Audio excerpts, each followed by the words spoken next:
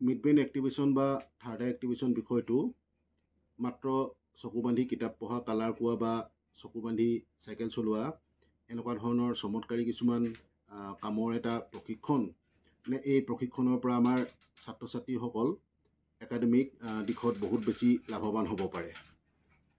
নমস্কাৰ, মই Hiladitya Gogoi, brain trainer, career counsellor, vedic math expert. Mid brain activation বা third eye activation প্ৰশিক্ষণ বিষয়টোৰ সন্দৰ্ভত আমাৰ বহুতৰে এটা ভুল ধাৰণা আছে যে এইটো মাত্ৰ এটা চকু বান্ধি কালাৰ কোৱা, কিতাপ পঢ়া বা চাইকেল চলোৱা এনেকুৱা ধৰণৰ বিষয়ৰহে মাত্ৰ এটা প্ৰশিক্ষণ।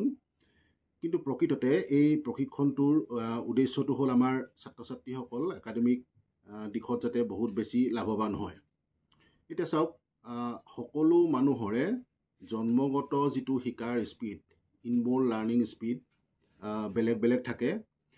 কিছু সংখ্যকে বহুত সোনকালে শিকে, কিছু সংখ্যকে এটা এভাৰেজ টাইম লয় শিকোঁতে, আৰু কিছু সংখ্যকৰ যিকোনো বিষয় শিকোঁতে বহুত বেছি সময় লাগে।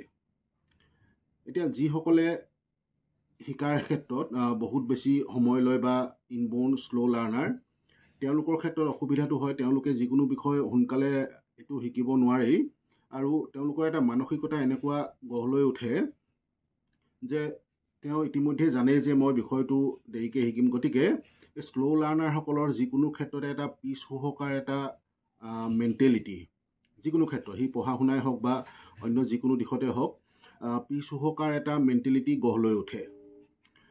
গতিকে এই মিড ব্ৰেইন বা থাৰ্ড আই এক্টিভেশ্যন ট্ৰেইনিঙত আমি কিছুমান ছাত্ৰ ছাত্ৰীসকলক বিশেষ প্ৰশিক্ষণ প্ৰদান কৰোঁ, যাৰ পৰা তেওঁলোকৰ ইনবৰ্ন যিটো লাৰ্ণিং স্পীড, জন্মগত যিটো শিকাৰ স্পীড, সেই স্পীডটো যথেষ্টখিনি বাঢ়ি যোৱা দেখা যায়, যাৰ পৰা তেওঁলোক একাডেমিক দিশত, পঢ়া শুনাৰ দিশত বহুত বেছি লাভৱান হোৱাৰ লগতে যিকোনো ক্ষেত্ৰত যিকোনো বস্তু সোনকালে শিকাৰ এটা ক্ষমতা আয়ত্ব কৰিব পাৰে। গতিকে মিড ব্ৰেইন এক্টিভেশ্যন বা থাৰ্ড আই এক্টিভেশ্যন প্ৰশিক্ষণটো সম্পূৰ্ণৰূপে এটা একাডেমিক